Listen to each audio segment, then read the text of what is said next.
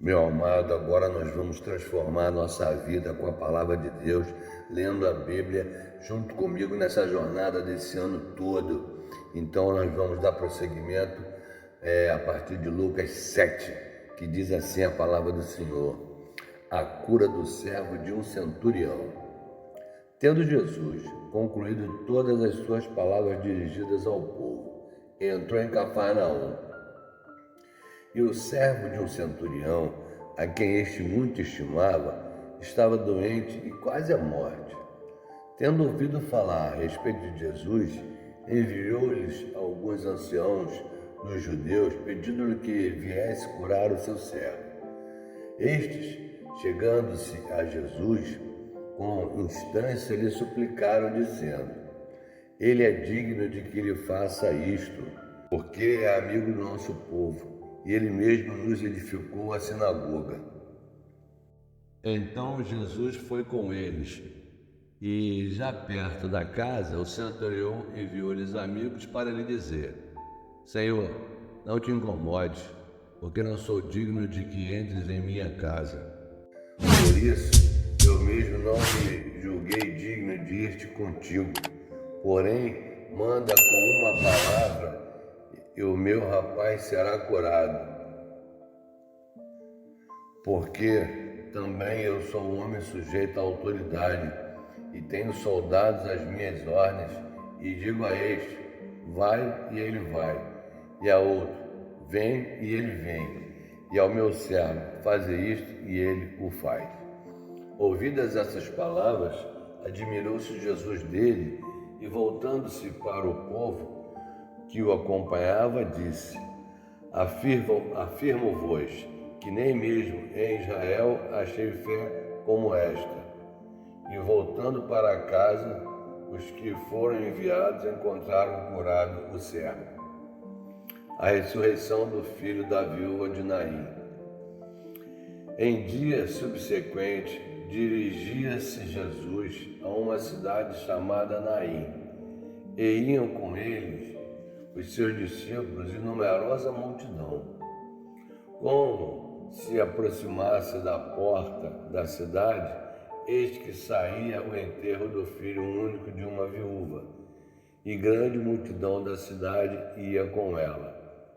Vendo-a, o Senhor se compadeceu dela e lhe disse: não chores. Chegando-se, tocou o esquife e, parando os que conduziam, disse: jovem, eu te mando, levanta-te. Sentou-se o que estivera morto e passou a falar, e Jesus o restituiu à sua mãe. Todos ficaram possuídos de temor e glorificavam a Deus, dizendo: grande profeta se levantou entre nós, e Deus visitou o seu povo. Esta notícia a respeito dele divulgou-se por toda a Judéia e por toda a circunvizinhança. João envia mensageiros a Jesus. Todas essas coisas foram referidas a João pelos seus discípulos. E João, chamando 2 deles, enviou-os ao Senhor para perguntar: és tu aquele que estava para vir, ou havemos de esperar outro? Quando os homens chegaram junto dele, disseram: João Batista enviou-nos para te perguntar: és tu aquele que estava para vir, ou esperaremos outro? Naquela mesma hora, curou Jesus muitos de moléstias e de flagelos e de espíritos malignos, e deu vista a muitos cegos. Então Jesus lhe respondeu: ide e anunciai a João o que vistes e ouvistes. Os cegos veem, os coxos andam, os leprosos são purificados, os surdos ouvem, os mortos são ressuscitados, e aos pobres anunciar-lhes o Evangelho. E bem-aventurado é aquele que não achar em mim motivo de tropeço. Jesus dá testemunho de João. Tendo-se retirado os mensageiros, passou Jesus a dizer ao povo a respeito de João: que saístes a ver no deserto. Um caniço agitado pelo vento? Que saístes a ver? Um homem vestido de roupas finas?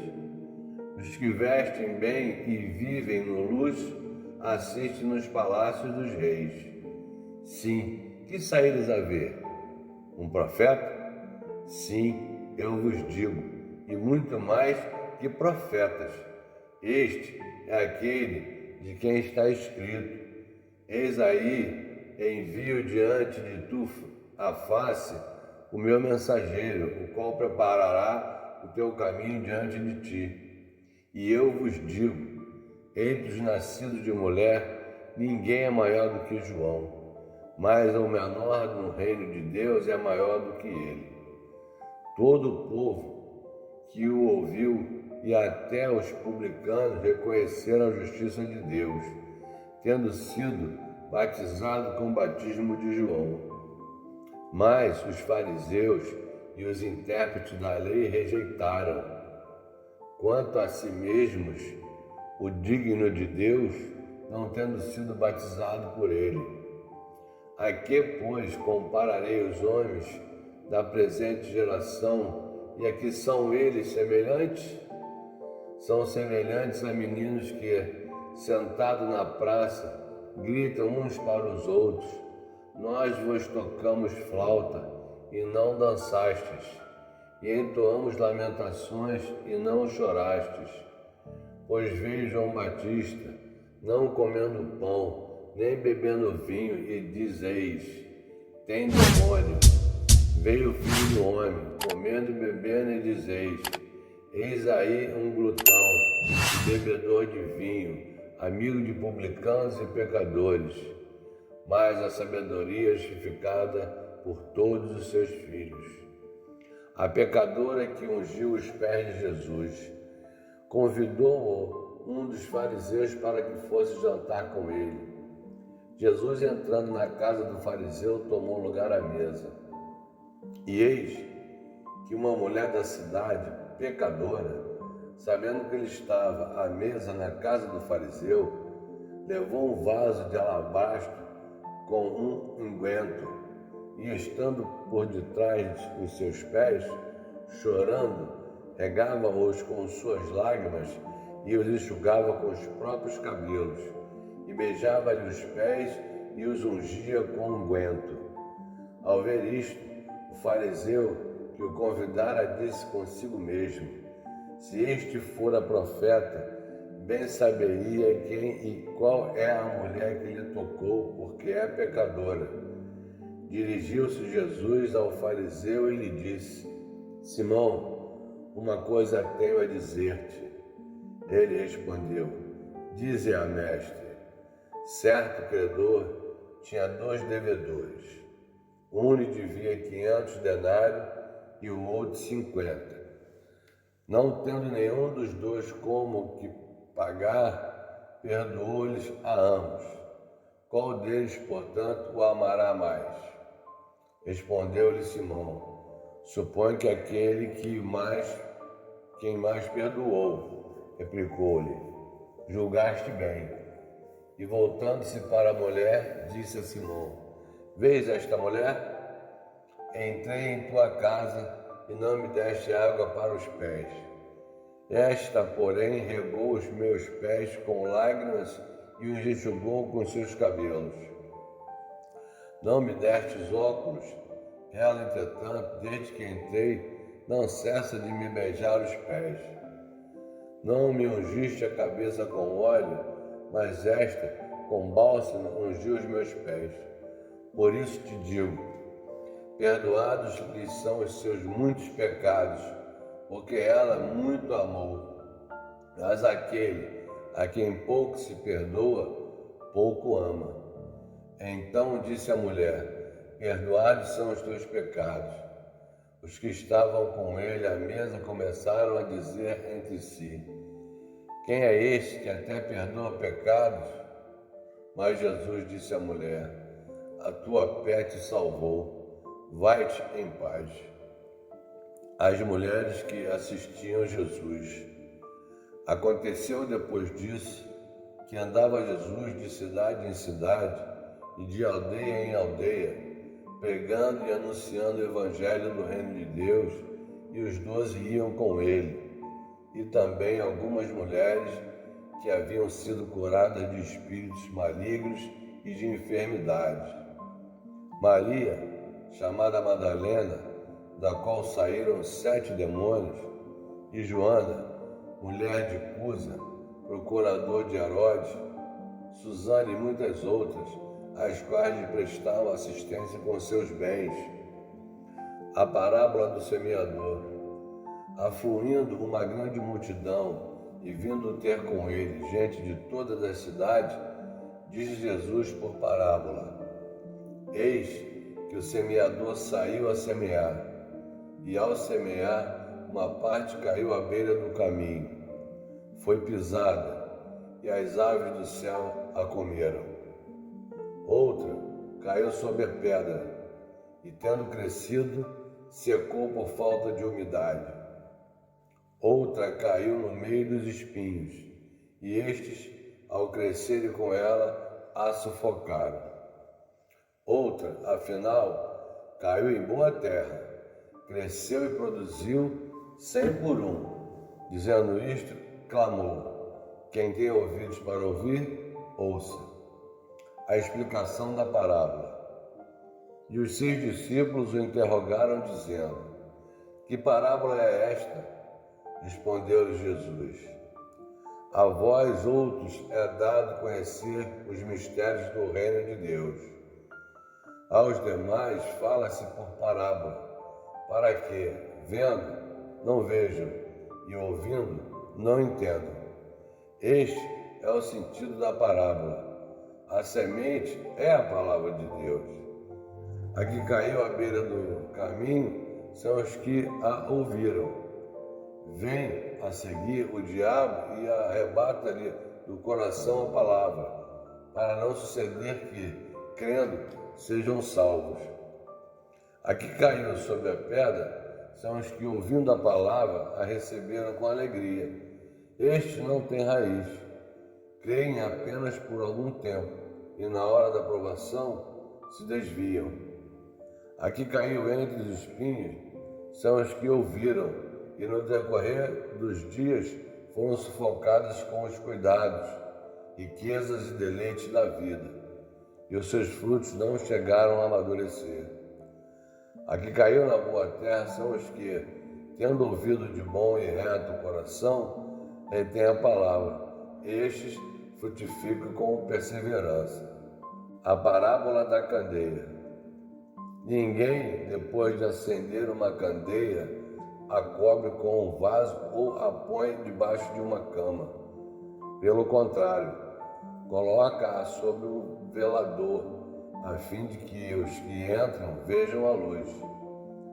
Nada há oculto que não haja de manifestar-se, nem escondido que não venha a ser conhecido e revelado.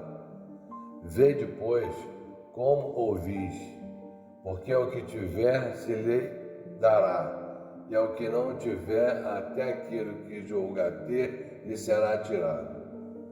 A família de Jesus. Vieram ter com ele sua mãe e seus irmãos, e não podiam aproximar-se por causa da concorrência do povo. E lhes comunicaram: Tua mãe e teus irmãos estão lá fora e querem ver-te. Ele, porém, lhes respondeu: Minha mãe e meus irmãos são aqueles que ouvem a palavra de Deus e a praticam. Jesus acalma uma tempestade. Aconteceu que, num daqueles dias, entrou ele num barco em companhia de seus discípulos e disse-lhes: Passemos para a outra margem do lago, e partiram. Enquanto navegavam, ele adormeceu, e sobreveio uma tempestade de vento no lago, correndo eles o perigo de sobrar. Carregando-se a ele, despertando-lhe, dizendo: Mestre, mestre, estamos perecendo. Despertando-se Jesus, repreendeu o vento e a fúria da água. Tudo cessou e veio a bonança. Então lhes disse: Onde está a vossa fé? Eles, possuídos de temor e admiração, diziam uns aos outros: quem é este que até os ventos e as ondas repreende e lhe obedecem? A cura do endemoniado Geraseno.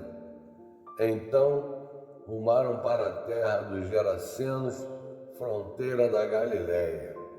Logo ao desembarcar, veio da cidade ao seu encontro um homem possesso de demônios que havia muito não se vestia nem habitava em casa alguma, porém vivia nos sepulcros.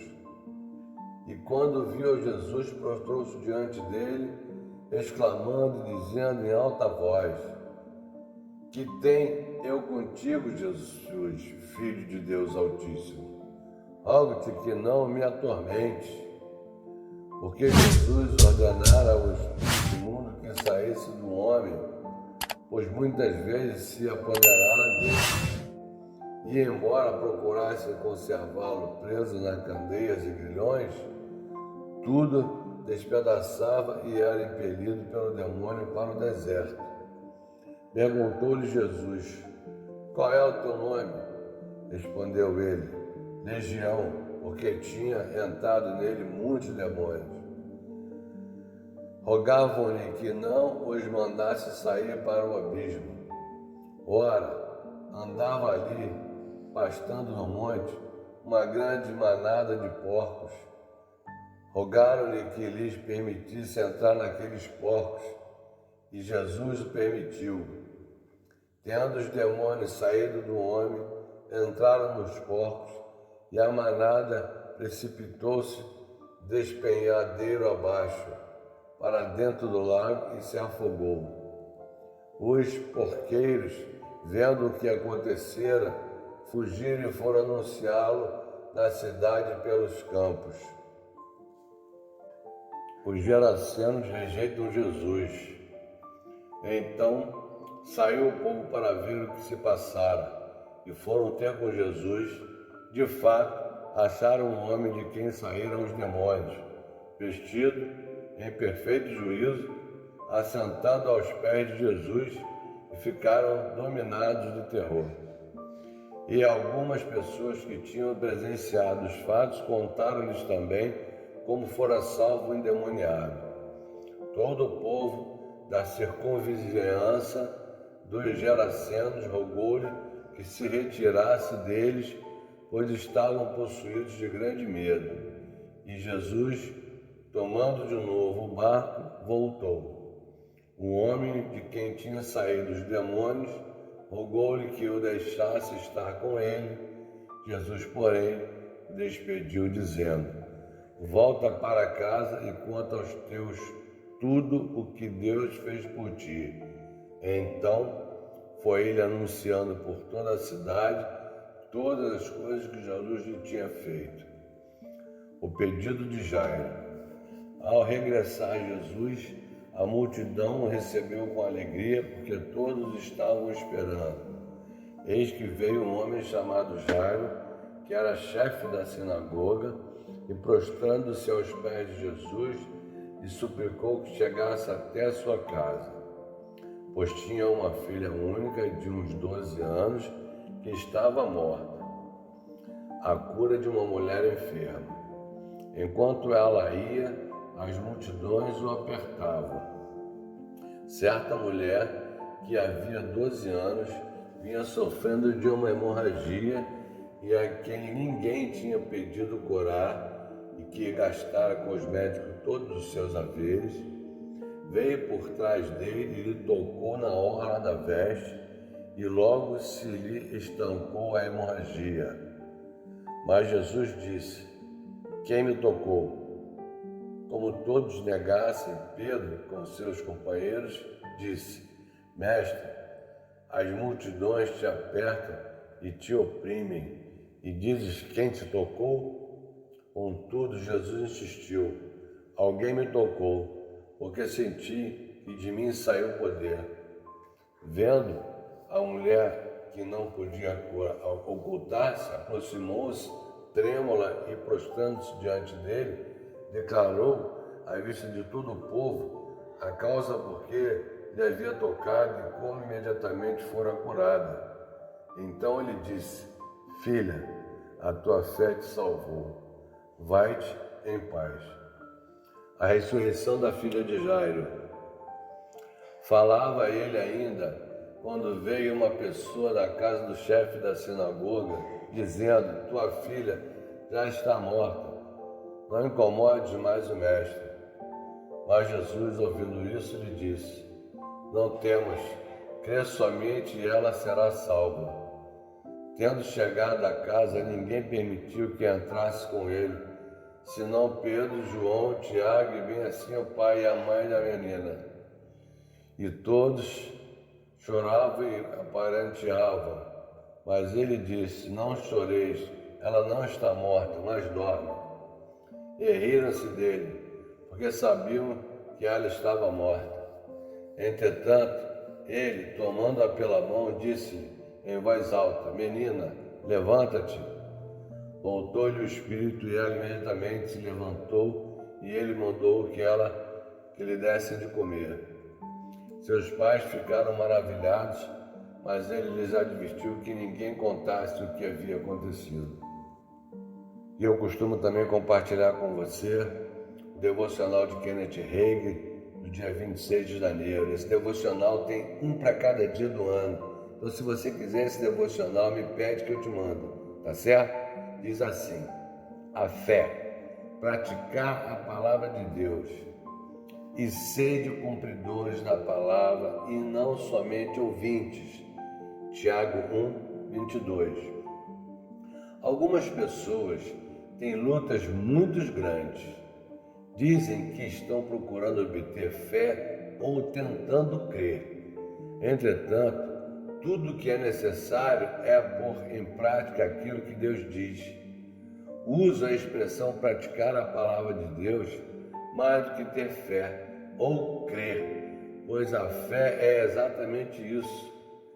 Certa ocasião, alguém perguntou a Raymond Richer, um homem poderosamente usado por Deus no ministério de cura divina em tempos passados: o que é fé? Richer respondeu: a fé é simplesmente pôr em prática a palavra de Deus. Smith Wilberforce dizia: a fé é um ato. A fé é isso mesmo, agir à altura da palavra de Deus. Oh, meu Deus, que maravilha! Aprendendo muita coisa e transformando a minha vida. E a confissão é a seguinte: sou um praticante da palavra, obtenho conhecimento da palavra de Deus, escuto a sua palavra, então faço conforme ela diz, ponho em prática a palavra de Deus. Eu tenho certeza e creio que se você fizer o que eu estou fazendo, lendo a Bíblia, ouvindo, praticando a palavra de Deus, a sua vida vai ser transformada. Então, se você estiver gostando, se inscreva no canal, dê o seu like, faça seu comentário e compartilhe a palavra de Deus, para ver se a gente consegue alcançar mais pessoas. Tá certo? Te vejo amanhã, em nome de Jesus.